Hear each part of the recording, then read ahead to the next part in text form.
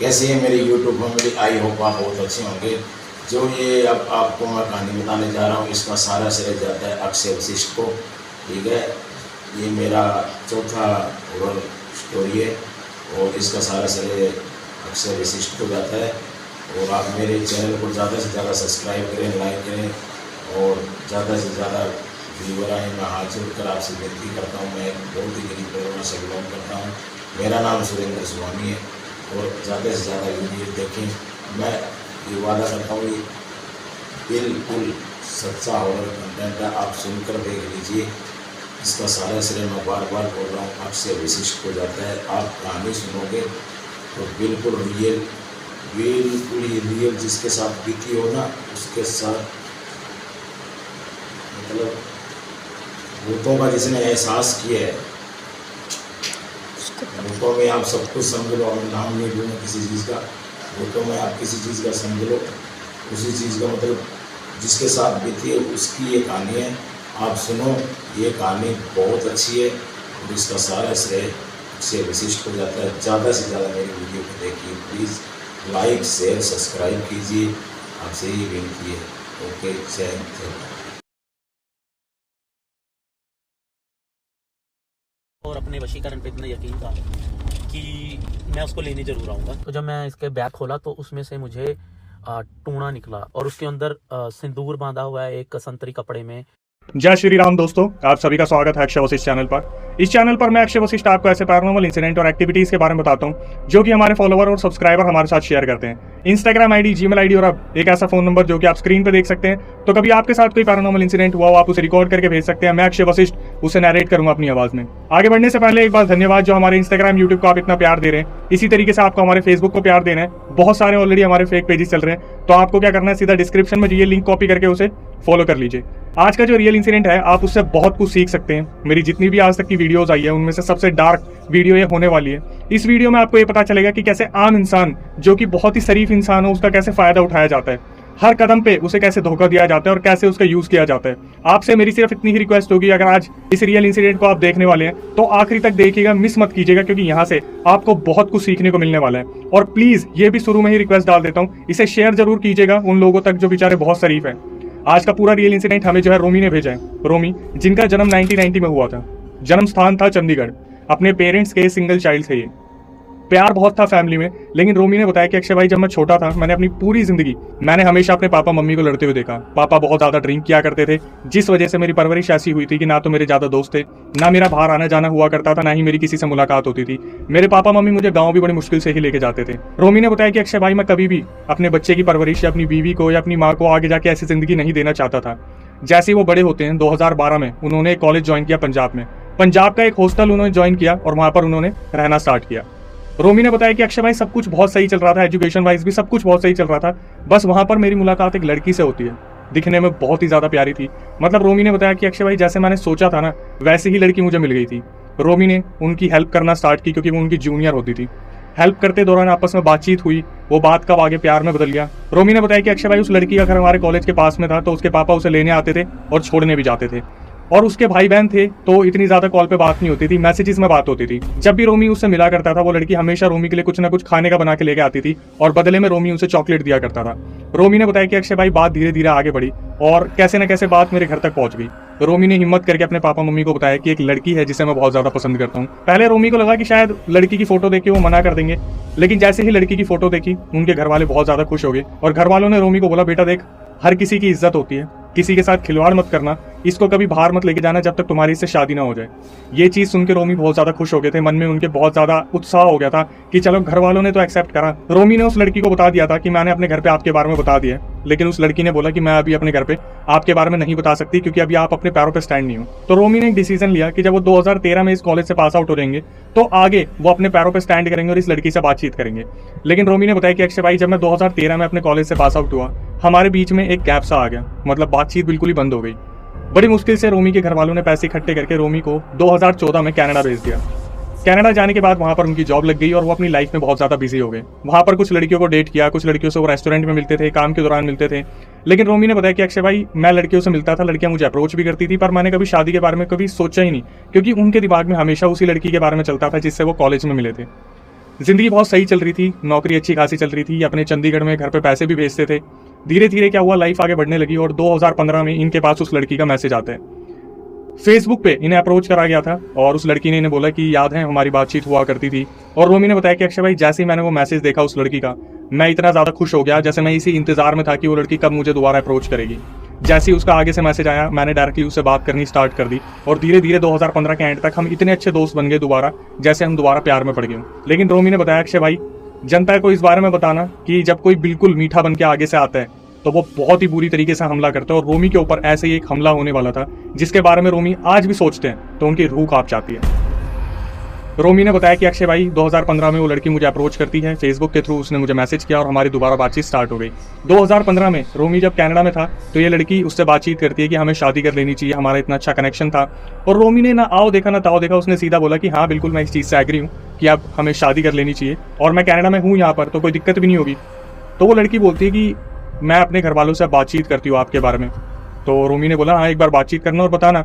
तो अगले दिन रोमी के पास कॉल आता है कि मेरे मम्मी पापा बोल रहे हैं कि ठीक है, उन्हें रिश्ते से कोई दिक्कत नहीं है। और रोमी ने अपने घर वालों से बात करी तो उनके घर वालों को भी कोई दिक्कत नहीं थी। तो फाइनली एक मीटअप प्लान होता है कि अब एक दूसरे से मिलने की बातचीत हो रही है। तो सबसे पहले रोमी ने बोला कि आप अपने मम्मी पापा को मेरे घर पे भेजो कि वो मेरे मम्मी पापा से बातचीत करेंगे। ऐसा ही हुआ, वो जो लड़की थी उन्होंने अपने मम्मी पापा को बोला और फर्स्ट टाइम जब ये रोमी के घर पे गए तो इन्होंने वहां पर ऐसी बच्चलन वाली बातें की जिसे सुनने के बाद शायद आपको भी गुस्सा आ जाएगा। और शायद हर परिवार में ऐसी अजीबोगरीब बातें होती ही होती है रिश्ते के टाइम पे। लड़की के घर वालों ने इनके घर को देख के बोला कि आपका घर तो बहुत छोटा है, हमारी लड़की तो शुरू से ही बड़े घर में जाने की तैयारी कर रही थी, लेकिन प्यार है तो क्या कर सकते हैं, कहीं ना कहीं प्यार के आगे किसी ना किसी को तो झुकना ही पड़ता है।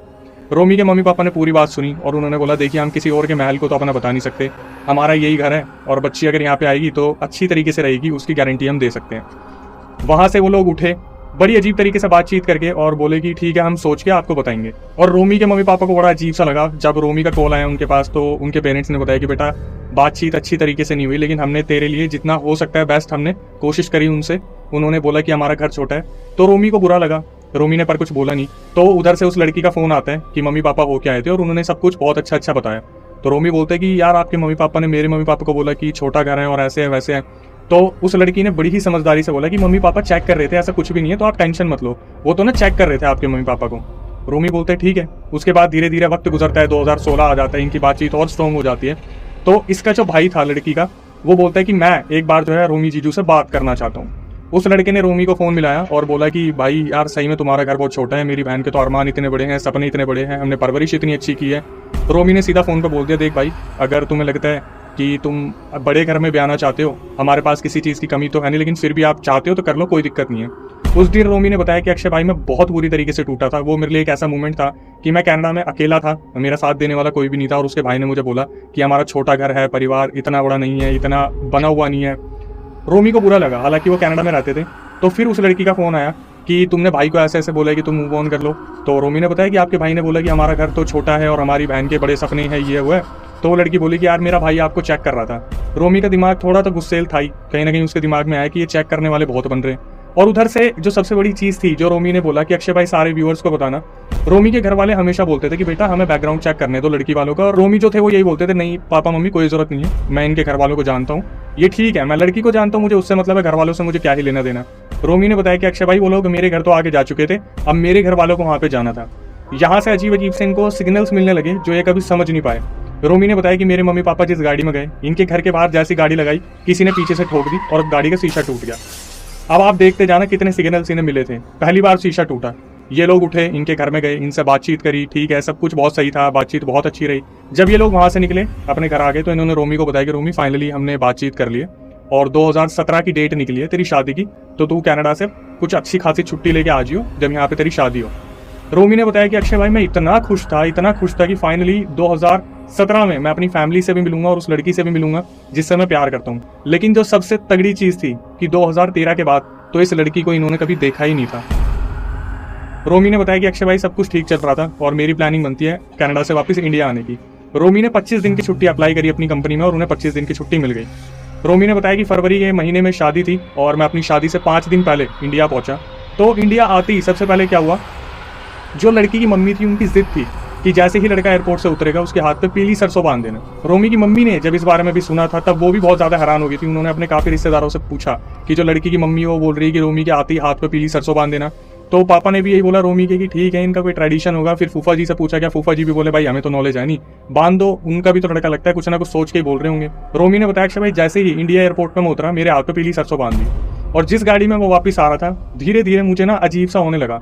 उन्होंने बताया अक्षय भाई मेरा ना जी मचलाने लग गया, मतलब कि मैं इतना खुशी खुशी इंडिया आया था, मैं अपनी जिस लड़की से शादी करना चाहता था उसी लड़की से मैं शादी कर रहा हूँ, जिन घर वालों से मैं इतने टाइम से नहीं मिला उन घर वालों से मिलने वाला हूँ। लेकिन मेरे दिमाग में ना उछल कूद शुरू हो गई कि कुछ ना कुछ तो गड़बड़ है। जैसे ही वो अपने घर पे आते हैं उन्होंने देखा वहाँ पर पाठ चल रहा है, अगले दिन कीर्तन रखा हुआ था, लेकिन इनका दिमाग बार बार इन्हीं चीज़ों की तरफ चल रहा था कि यार मैं सही जगह आया हूँ या नहीं आया हूँ। उन्होंने अपने आप को समझाया भी यार कि शादी का माहौल है तो शायद पहली बार उनके साथ ऐसा हो रहा है, तो शायद इतना सब कुछ इसलिए हो रहा होगा।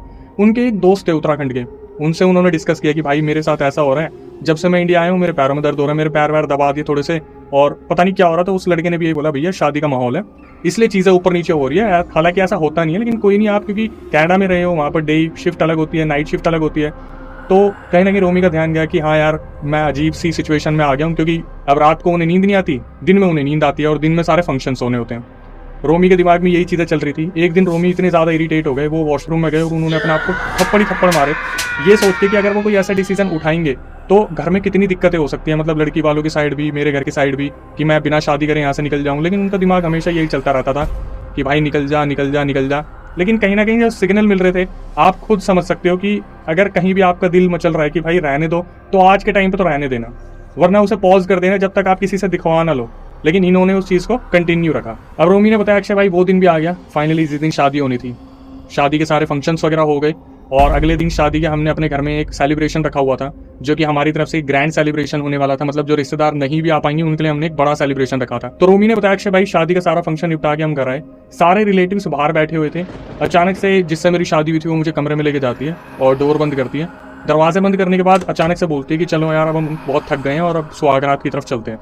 तो रोमी ने बताया कि भाई मैं अचंभित रह गया कि ये लड़की इतनी जल्दी सुहागरात के पीछे क्यों पड़ी हुई है, कुछ दिक्कत है क्या है। फिर भी उन्होंने ज़्यादा सोचा नहीं। उसके बाद वो लड़की अचानक से उनके सामने एक ऐसी स्टेटमेंट बोलती है जिसे सुनने के बाद रोमी के रोंगटे खड़े हो गए। वो लड़की रोमी को बोलती है कि रोमी इस तरीके से करना जैसे मेरा रेप हो रहा। रोमी हैरान हो गए सुन के कि ये क्या बोल रही है भाई। उन्होंने फिर भी सोचा कि यार छोड़ क्या मैं ध्यान दूँ, जो भी है ठीक है। और जब ये अपनी सुहागरात से सुबह उठते हैं तो रोमी ने बताया कि अक्षय भाई मैं गया ब्रश करने के लिए वॉशरूम में और मेरे बालों में मिट्टी मिली।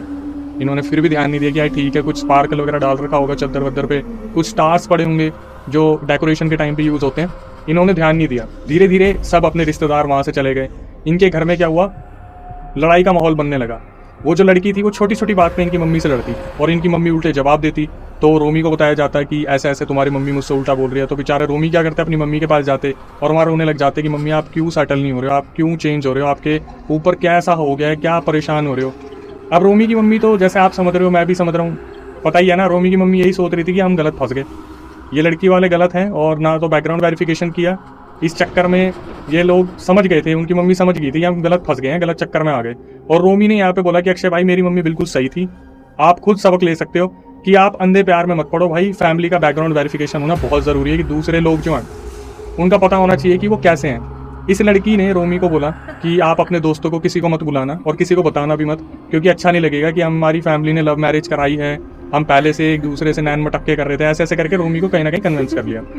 अब रोमी ने बताया कि अक्षय भाई ये सब कुछ होता रहा, मैं तो आ गया कनाडा, मेरे घर में ये सारे हालात चलते रहे। जैसे ये लोग कनाडा वापस आते सबसे पहले जो लड़की का भाई था वो रोमी से पैसों की डिमांड करता है कि हमने जो फंक्शन करा था शादी का वो हमने किसी से पैसे लेके करा था, भैया उनके पैसे देने। रोमी ने बताया अक्षय भाई मैंने ना आओ सोचा ना ताओ सोचा, $1500 भेज दिए, मतलब 75-80 हज़ार रुपये भेज दिए, ये सोच के कि यार मेरा तो ना कोई भाई है ना बहन है, मेरे को तो सब यहीं से मिल रहे हैं ना, सारा प्यार यहीं से मिल रहा है। इन्होंने वक्त नहीं लगाया, सीधा पैसे भेज दिए। उसके बाद घर पे से बार बार फ़ोन आते थे कि आज बहू ने ऐसा कर दिया वैसा कर दिया, और रोमी बहुत इरिटेट हो जाते थे कि यार मुझे इन चीज़ों में क्यों घसीटा जा रहा है, मतलब मैं तो ऑलरेडी कनाडा आ चुका हूँ, वर्क कर रहा हूँ। तो फिर भी वो अपनी वाइफ से बात करते हैं जो लड़की थी कि भाई मैं जल्दी से जल्दी तेरा वीज़ा लगवा दूंगा और वीज़ा लगने पे तू वापस आ जियो। इनकी मम्मी ने फ़ोन करती और बार बार बोलती कि बेटा घर में ना सिंदूर पड़ा मिलता है, कहीं लौंग पड़ी मिलती है, कहीं पे पीली सरसों पड़ी मिलती है, और इसका भाई आया था वो फ्रिज में कुछ ना कुछ रख के जाता है, सामान कुछ ना कुछ करता है, हम देख नहीं पाते तो पक्का कुछ ना कुछ होता है। रोमी ने बताया कि अक्षय भाई मैं बिल्कुल उनकी भाषा बोलता था, वो अपनी मम्मी को बोलते कि मम्मी सब पढ़े लिखे, आप कैसी बात कर रहे हो, उसका भाई ऐसा क्यों करेगा। रोमी की मम्मी बार बार बोलती बेटा समझ जा प्लीज, कुछ ना कुछ है, तू नहीं मान रहा, कुछ ना कुछ दिक्कत है यहाँ पर। रोमी बार बार मना कर देते, नहीं मम्मी मैं जानता हूँ, मैं पढ़ा लिखा हूँ, वो लोग भी पढ़े लिखे हैं, वो ऐसी हरकत कभी भी नहीं करेंगे। अच्छा, कनाडा जाने से पहले उन्होंने मुझे एक किस्सा बताया था। अब जिस तरीके से बताया था मुझे भी बिल्कुल उसी तरीके से याद आ रहा है। उन्होंने बताया कि अक्षय भाई मेरे कनाडा आने से पहले ना एक रस्म आपने सुनी होगी पग फेरे पे, जहाँ पर लड़की को शादी के बाद उसे घर ले जाया जाता है और फिर वापस लाया जाता है। यहाँ पर इन्हें दूसरी बार सिग्नल मिला। तो रोमी ने बताया कि अक्षय भाई जब मैं पग फेरे के लिए गया अपनी वाइफ को लेकर अपने कजन के साथ, तो वहाँ पर हम पहुंचे तो उन्होंने हमसे पूछा कि आप लोग क्या खाना पसंद करोगे, चिकन खाओगे? तो रोमी ने बताया अक्षय भाई मेरे घर पे तो चिकन बनता नहीं, क्योंकि अब ना मेरे पापा खाते हैं ना मम्मी खाती, ना ही पापा ड्रिंक करते। रोमी ने बोला क्योंकि मैं कनाडा रहता था मैं खाता था। मैंने बोल दिया मैं खाऊंगा। भाई उन्होंने ऐसा चिकन बना के दिया जिसमें चिकन के टुकड़े बिल्कुल कम और बोले कि ना ग्रेवी थी। और जैसे जैसे वो खा रहे थे ना रोमी और उनके कजन, उन्हें लग रहा था जैसे राख मिली हुई है इसके अंदर। तो रोमी ने फिर भी ध्यान नहीं दिया कि ठीक है यार चल कोई नहीं, जैसा भी है बन गया, अब खा लिया, अब चलते हैं। तो जब ये लोग वहां से वापस आ रहे थे तो जो लड़की वालों थे उन्होंने कोई गुरुजी की फोटो दी कि आप गाड़ी में रख के इसे ले जाओ और अपने घर में रख लेना, हम इनकी पूजा करते हैं। तो रोमी ने बताया अक्षय भाई दूसरा सिग्नल, जैसे हम गुरुजी की फोटो ला रहे थे उसका कांच टूट गया। एक और बात जो मैं आगे बताना भूल गया, रोमी ने बताया अक्षय भाई जिस दिन हम बस लेके शादी के लिए जा रहे थे हमारी बस का एक्सीडेंट हो गया, हमें वहां पर फिर सिग्नल मिला था, वहां पर बस का कांच टूटा था। हमारे दिमाग में तब भी नहीं आई। 3 बार कांच टूट चुका अभी तक, 3 बार। पहले कब टूटा था? जब मम्मी पापा गए थे, पीछे से गाड़ी टूट गई। दूसरी बार जब बस गई थी, बस का टूटा कांच टूटा। तीसरी बार जब गुरुजी की फोटो लाई जा रही थी। ठीक है, अब ये कनाडा आ गए, पैसे मांगने वाला सीन हुआ। घर पे से फोन आते थे कि घर में काले जादू को सामान मिल रहे हैं, ऐसे ऐसे इसका भाई आता है, फिर भी ध्यान नहीं दिया गया। अब हुआ क्या, 5-6 महीने ऐसे ही घर पे लड़ते फिरते बहू और सास ने निकाल दिए। जो रोमी की मम्मी थी वो उन्हें फोन करके बोलती है बेटा मुझे पूरा शक है ये तेरे ऊपर कुछ ना कुछ करवा रहे हैं और कुछ ना कुछ अभी भी करवाएंगे, तो ये पक्का कुछ ना कुछ लड़की के हाथ तो भेजेंगे। तो तू जैसे ही वहां पर बैग पहुंचेगा तू देख लियो बस वहां पर कि बैग में ऐसा कुछ होना जो घर में रखा जाए। रोमी बोला यार मैं अपने घर वालों की सुन के बिल्कुल परेशान हो गया था, ये सोच के कि घर वाले अलग ही ड्रामे खेल रहे हैं। उनका बिल्कुल मानना नहीं था इन चीजों पे। बट हुआ क्या, रोमी की मम्मी ने बताया कि जब वो अपनी लड़की को छोड़ने के लिए आए थे, पहले तो घर पहुंचे फिर एयरपोर्ट जा रहे थे, तो घर पे आते ही रोमी की मम्मी ने, उनकी एक आंटी थी, उन्हें ड्यूटी पे लगा दिया कि आप देखते रहना, अपनी लड़की को कुछ देना। तो रोमी ने बताया अक्षय भाई वहां पर तो उनका बस नहीं चला कि वो उस लड़की को कुछ दे दे।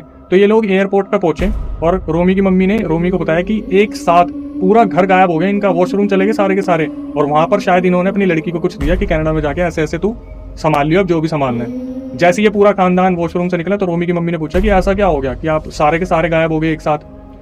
तो भाई रोमी ने बताया कि अक्षय भाई मेरी मम्मी ने बताया कि इनका जैसे मकसद पूरा हो गया था लड़की को कनाडा भेजना है, इन्होंने मेरे घर वालों से एयरपोर्ट पे इतनी लड़ाई करी कि हमसे आपने पूछ कैसे लिया कि हम कहाँ गए थे। एयरपोर्ट पर सब कुछ हो गया। अब रोमी ने बताया ठीक है भाई ये लड़की आ गई कनाडा आने के बाद मैंने इसका पूरा बैग छान मारा, मुझे कुछ नहीं मिला। मैंने मम्मी को बता दिया मम्मी कुछ भी नहीं है, कुछ भी नहीं मिला। लेकिन यहाँ पे आने के बाद हमारे भी लड़ाई उड़ाई स्टार्ट हो गई। इन्होंने बताया अक्षय भाई ये बार बार ना अजीब तरीके से चिल्लाना शुरू कर देती, वहाँ मुझे कुछ दिख रहा है, वहाँ मुझे कुछ दिख रहा है। मतलब मुझे इस तरीके से तैयार किया जा रहा था। रोमी ने बताया कि अगर मेरे को कल को कुछ दिख भी जाए तो ये हो जाएगी ये तो घर हॉन्टेड है, मतलब लड़की ने कुछ नहीं करा। इस तरीके से पूरी प्लानिंग चल रही थी। लेकिन ये प्लानिंग आगे जाके जब खुलेगी ना, जिस एनर्जी से मैं बता रहा हूँ कि आगे क्या आने वाला, आप समझ जाओ, बहुत बड़ा सस्पेंस है। अब जब लड़की कनाडा पहुंच गई ये लोग आम जिंदगी जीने लगे। लेकिन कनाडा पहुंचते ही इस लड़की ने अपने पापा को पैसे भिजवाने शुरू करवाए कि मेरे पापा को ज़रूरत है, 1 लाख रुपए दे दो, अब 2 लाख रुपए दे दो। रोमी ने बताया अक्षय भाई मैं 12-13 लाख रुपए दे चुका था इन 2-3 सालों में। सिर्फ 2-3 सालों में वो लड़की जब पहुंची वहां पर पैसे भर दिए अच्छे खासे। रोमी ने बोला कि भाई मेरे दिमाग में ना कभी ऐसा कुछ चला नहीं। लेकिन वहाँ इंडिया में क्या हो रहा था उसको सुनने के बाद रोमी के चेहरे पर बहुत ज़्यादा शिकंज आ जाती थी।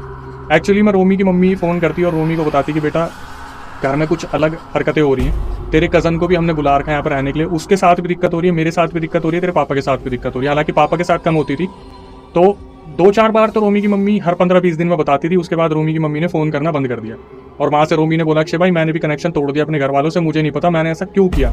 उन्हें आज बहुत अफसोस होता है इस चीज़ का। रोमी के पापा ने अचानक से फ़ोन करा तो रोमी ने 2-3 महीने बात नहीं करी थी। फिर रोमी ने फ़ोन उठाया तो बोले क्या हुआ पापा, इतने टाइम बाद फ़ोन किया। तो रोमी के पापा ने बोला बेटा तेरी माँ गुजरने वाली है, इसकी हालत बहुत बुरी हो गई है, तू आ और आखिरी बार इससे मिल ले। तो रोमी ने उस टाइम पर इस चीज़ को अटेंशन दिया कि अचानक से मम्मी की तबीयत को क्या हुआ। तो जब मम्मी से बात करी रोमी ने तो मम्मी ने बताया कि बेटा मेरे को 3 एंटिटीज़ दिखती है जिसमें से 2 औरतें और 1 मर्द है, और वो मर्द मेरे साथ कुछ ना कुछ गलत करता है। जब भी मेरे साथ कुछ ऐसा होता है मैं पार्ट लेके बैठ जाती हूँ, और जब भी मैं सोने के लिए जाती हूँ फिर मेरे साथ यही सब कुछ होता है। रोमी ने बताया अक्षय भाई इन कुत्तों की वजह से मेरी मम्मी ने 1.5 साल अपनी नींद नहीं ली, 1.5 से 2 साल। जो मम्मी मुझे कहती थी कि वो किसी घर की इज्जत है उसे संभाल के रखी हो, इन्होंने मेरी मम्मी के साथ ऐसा करा। मेरी मम्मी 1.5-2 साल ढंग से सो ही नहीं पाई, उनकी तबीयत इतनी खराब रहती थी। मेरे पापा बार बार फ़ोन करके बोलते थे। एक दिन पापा ने क्या करा, जब मम्मी ने बोला ना कि ऐसे ऐसे एंटिटीज़ होती है तो पापा बोले कि एक काम करो ऐसी कोई एंटिटी है तो मेरे ऊपर आ जाओ। और उस दिन उनके पापा अकेले सोए कमरे में और कोई चीज़ आई, किसी चीज़ ने उनका गला दबा दिया। रोमी के पापा फटाफट उठ के इनकी मम्मी के पास जाके बोले कि तू सही बोल रही थी, कुछ ना कुछ हमारे ऊपर करवा रखा है इस घर में। अब कनाडा में क्या हो रहा था, धीरे धीरे रोमी से सारे पैसे निकलवाए जा रहे थे अपने घर की तरफ। और घर वाले कितने शाणे थे, लड़की के घर वाले रोमी को फोन करके बोलते कि बेटा आप अपने घर पे मत बताना कि हमने आपसे पैसे लिए हैं, हम धीरे धीरे वापस दे देंगे, तो आप बिल्कुल टेंशन मत लेना, हमारी लड़की तो आपकी है ही, हम तो आप ही के हैं। और रोमी ने बोला भाई मैं भी इतना ध्यान नहीं देता था कि ठीक है यार पैसे ही तो है, दोबारा कमा लिए जाएंगे। रोमी की वाइफ एक दिन बोलती है कि अब हम बच्चा प्लान कर लेते हैं, काफ़ी टाइम हो गया। रोमी ने बोला अक्षय भाई हम काफ़ी टाइम बाद इंटीमेट हुए और 10-15 दिन बाद ही खबर आ गई कि मेरी वाइफ प्रेग्नेंट है। रोमी बोले अक्षय भाई मैं इतना ज़्यादा खुश हो गया ना, मैं सारी लड़ाइयाँ भूल गया, सब गम भूल गया, सब अफसोस भूल गया। मैं बहुत खुश था कि फाइनली अब हमें एक बच्चा होने वाला है। सही 9 महीने बाद डिलीवरी होगी, मेरा एक लड़का हुआ। रोमी ने बताया कि लड़का बहुत स्वस्थ हुआ था, सब कुछ बहुत ठीक था, लेकिन ये फिर भी घर वालों से किसी न किसी बात पर लड़ाई करती रहती थी। अब हुआ क्या, किस बात पर लड़ाई होती थी, एग्जाम्पल मैं आपको देता हूँ। जैसे एक दिन पापा बच्चे को कुछ खिला रहे चावल, तो सीधा घर में घुसी मैडम चिल्लाती है कि मेरे बच्चे को झूठा मत खिलाया करो। किसी न किसी बात पर लड़ाई होती थी। और रोमी ने बताया कि भाई ये मेरे मम्मी पापा को बुड्ढा बुड्ढी बोलती थी कि मतलब बुड्ढे को ऐसे कर दो, बुड्ढी को ऐसे कर दो। तो मैं सुनता था, गुस्सा होता था, लेकिन सोचता था कि भाई मैं क्या घर में जूत बजाऊं। तो रोमी अपनी तरफ से पूरी कोशिश करता था, लेकिन उनके दिमाग में यही चलता था कि एक टाइम तो आएगा जब कोई एक बड़ा डिसीजन लेना पड़ेगा। और इसके बाद जो चीज़ें खुल के आई उन्होंने तो मुझे भी दहला दिया। रोमी ने बताया अक्षय भाई एक दिन मैं अपने बाथरूम में नहा रहा था और ये अपनी मम्मी से वीडियो कॉल पे बात करी थी। इसे लगा मेरे को आवाज़ नहीं आएगी। इसकी मम्मी बोली कि एक लड़का हो गया ना, अब सुन इसके साथ तू फिजिकल मत होइयो, बिल्कुल मत होइयो, ये कहीं और मुंह मारेगा ना, फिर हम इसको जलील करेंगे, इसके पूरे परिवार को ना अच्छी तरीके से नीचा दिखाएंगे। रोमी ने जैसे ये सुना उसे समझ में आ गया कि कुछ तो बहुत गड़बड़ चल रहा है। रोमी अपने ऑफिस से वापस आए और वापस आती उन्होंने अपना कड़ा उतारा, वो कड़ा सुबह गायब हो गया। तो रोमी ने अपनी वाइफ से पूछा कि मेरा ऐसे ऐसे कड़ा रखा हुआ था, वो देखा? तो उनकी वाइफ ने उन्हीं के ऊपर ब्लेम लगा दिया कि तुम्हें भूलने की आदत है, रख के भूल गए होगी। उनके दिमाग में ये चले कि यार चल क्या रहा है, मेरा कड़ा भी गायब हो गया। अब इनकी वाइफ बोलती है कि मुझे एक दिन शॉपिंग करके आनी है, ग्रोसरीज लेके आनी है, तो चलो मुझे मॉल लेके चलो। रोमी उन्हें मॉल लेके गए, तो वहाँ से सिंदूर, काले दाने, पता नहीं किस किस चीज़ के लौंग, राई, ये सब वो औरत अपने घर पे लेके आई। तो रोमी ने बताया कि अक्षय भाई मेरे पास बराबर फ़ोन आते रहे कि मम्मी की तबीयत और ख़राब हो रही है और ख़राब हो रही है। तो रोमी के पापा ने किसी से बात करी जो उनके पड़ोस में रहते थे, उन्होंने बताया कि थोड़ा आगे जाके एक गुरुजी रहते हैं, उन्हें दिखवाओ, वो बताएंगे क्या प्रॉब्लम है। अब ये चीज़ रोमी को नहीं बताई गई थी कि ऐसे ऐसे मम्मी को गुरुजी को दिखवाया जा रहा है। तो जब उनके पापा गुरुजी के पास उनकी मम्मी को लेके गए तो गुरुजी बोले भाई साहब आपकी बीवी के ऊपर काला जादू कर रखा है और आपके बेटे को वशीकरण कर रखा है। तो उनकी मम्मी बुरी तरीके से डर गई कि अपने बेटे की जान सबसे पहले होती है। तो वो गुरुजी से बोलती है बेटे का बताओ, मुझे छोड़ दो। गुरुजी ने बताया उसके गले में चैन डाल रखी है एक, उस चैन में वशीकरण का कुछ ना कुछ डाल रखा है और एक घड़ी दी हुई है। घड़ी तो वो पहनता नहीं लेकिन चैन पहनता है, उस चैन को उतरवाओ, वो वशीकरण का सबसे बड़ा हथियार है।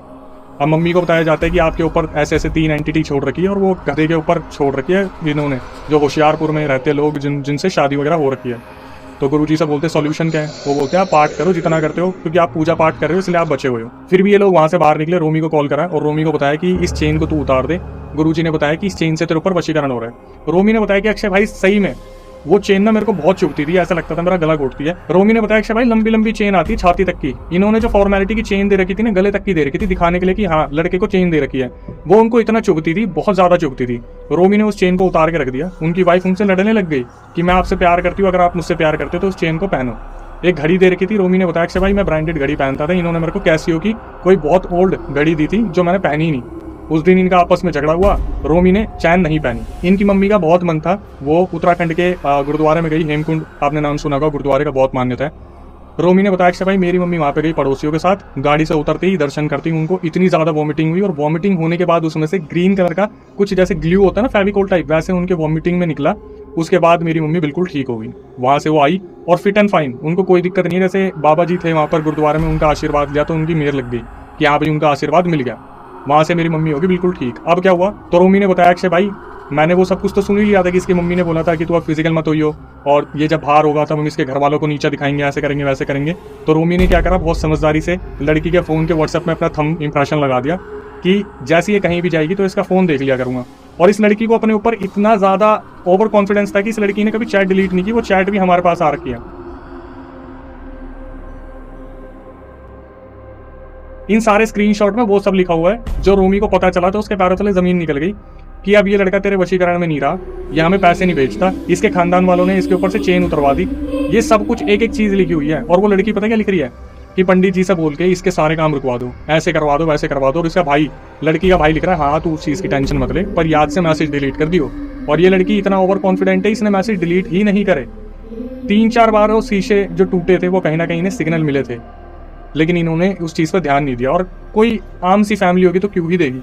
ये तो रोमी की मम्मी थी, टाइम पर पहुंच गई गुरुद्वारे में और वो बच गई। इसके बाद क्या हुआ, धीरे धीरे रोमी को तो पता ही चल गया था कि इनके घर में चल क्या रहा है, इनकी मम्मी पापा के साथ ये क्या कर रही है औरत। बच्चा बड़ा हो रहा था, 1 साल का हो गया था बच्चा।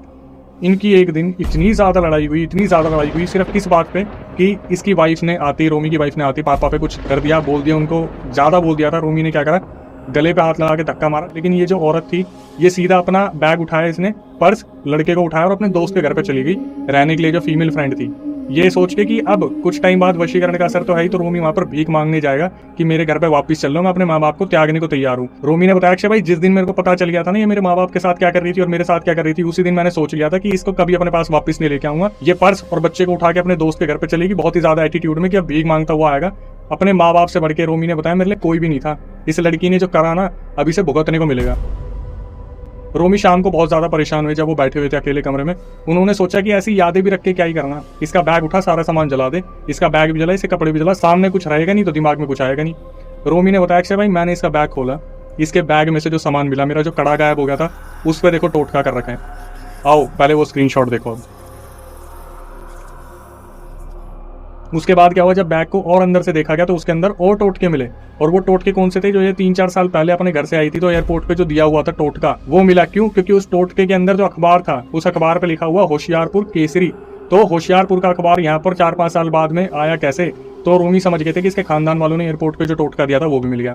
सारी चीजें मिल गई, रोमी ने उठा के सब कुछ ठोक दिया और सारे स्क्रीनशॉट जो कलेक्ट किए थे वो इसकी भाई बहनों को दिखा दिए घर पे कि तुम सालों मेरे पूरे परिवार के साथ ये सब कुछ कर रहे थे। रोमी ने बोला भाई चोर आदमी थे, 1 सेकंड में पलट गए, हमने ऐसा कुछ करा नहीं, ऐसा नहीं वैसा नहीं। रोमी ने बताया अक्षय भाई क्या हुआ, इसके खुद से मैसेज आने शुरू हो गए कि मेरे से गलती होगी, मुझे लेने आ जाओ वापस। रोमी ने बोला अब मैं नहीं आऊंगा, अब आएगा डाइवोर्स का लेटर। रोमी ने सीधा डाइवोर्स का लेटर डाला और कस्टडी की मांग की, सारे स्क्रीनशॉट वगैरह सब कुछ कोर्ट में दिए और बताया कि कैसे ब्लैक मैजिक हो रहा था। और भाई वहां तो इस चीज पे एक्शन लिया भी जाता है। डाइवोर्स की बात आ गई है और कस्टडी धीरे धीरे रोमी के हाथ में जा रही है। सैटरडे संडे तो जा ही चुकी है। उसके बाद पूरी तरीके से रोमी ने बोला मैं कस्टडी अपने बच्चे की अपने हाथ में लेकर रखूंगा, लेकिन हरामजादे लोग हैं पीछे तो हटेंगे नहीं।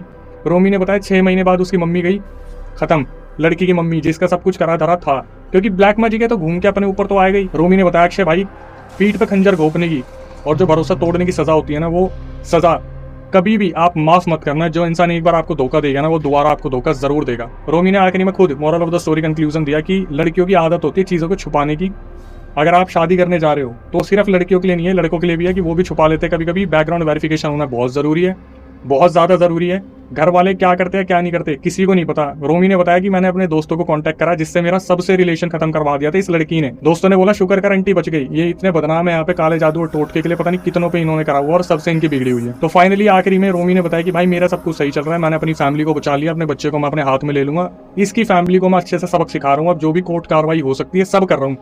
और ऐसे लोगों को करारा जवाब मिलना चाहिए जो इन सब चीजों का सहारा लेते हैं, क्योंकि वो ये भूल जाते हैं आगे जाके इन्हीं के ऊपर सारी चीजें पड़ने वाली है। अब ये स्टेटमेंट क्यों आई थी मेरे साथ ऐसे करने की जबरदस्ती की है कि उस टाइम पे वो लड़की अपनी फोटो क्लिक करवा ले घर वालों से कि मेरे साथ पहली रात इतना बुरा करा कि हम इन्हें बाद में टॉर्चर करें कि हमारे साथ तो पहली रात से ही ये सब कुछ होता आ रहा है। मतलब पूरी प्लानिंग थी घर वालों की पूरी प्लानिंग थी। बाप भी मिला हुआ था, एक बहन थी वो भी, भाई भी मिला हुआ था, लड़की भी मिली हुई थी और माँ जब इस दुनिया में नहीं है वो तो आप दूर से ही देख रही होगी हमारी वीडियो भी, और साथ में आप सब देख रहे हो। आप भी उनके बारे में खैर क्या ही बोले, अब तो है नहीं इस दुनिया में, लेकिन जो करके गई। इस वीडियो को लंबा नहीं करते तो आखिरी में मेरी रिक्वेस्ट आपसे होती है जो नए व्यूअर्स आए चैनल पे, भाई चैनल को सब्सक्राइब कर लो, बेल नोटिफिकेशन ऑन कर लो, हमारा मोटिवेशन बढ़ा के रखो। कभी आपके साथ कोई पैरानॉर्मल इंसिडेंट हुआ हो तो आप उसे रिकॉर्ड करके भेज दो, स्क्रीन पे आपको नंबर दिखा होगा, वही आपको डिस्क्रिप्शन में मिल जाएगा।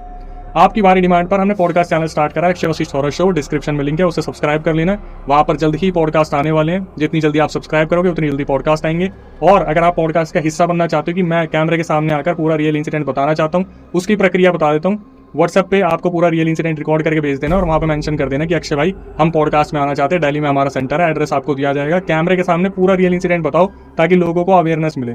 जिस तरीके से आप इंस्टाग्राम यूट्यूब को प्यार दे रहे हो इसी तरीके से बनाए रखें, फेसबुक को भी प्यार दें। एट द एंड यही बोलूंगा, लिंक आपको डिस्क्रिप्शन में मिल जाएगा, भाई जाके फॉलो कर लो, वहां पर भी एक्सक्लूसिव कंटेंट हमारा अवेलेबल होता है। ध्यान रखिए जितना ज्यादा हो सके अपनों का, खासकर माँ बाप का, खासकर उनके अलावा आपका कोई भी नहीं है, कभी आपके साथ कुछ गलत ना हो। नई वीडियो नए पॉडकास्ट आने तक stay tuned to the channel. तो गाड़ी का शीशा ये 3री बार टूटा है, तो ऑल ऑफ अ सडन इसका भाई मुझसे पैसे मांगता है। बहुत पैसे भेजे मैंने उनको, करीब 10-12 लाख रुपया भेजा। तो इसका भाई इसको बोलता है कि मेक श्योर तू डिलीट करती हो मैसेज। बोलती है हाँ इसको बड़ा पता लगता है। और मैंने क्या किया हुआ था, मैंने अपना थंब प्रिंट लगा रखा था इसके व्हाट्सएप पे। और मुझे कैसे पता लगा, जब भगवान ने आपकी आंखें खोलनी होती है तो जिस अखबार के में उसको रैप किया गया था उसमें लिखा हुआ था होशियारपुर केसरी, तो वो इनके सिटी का अखबार है और हम तो वहाँ रहते नहीं है।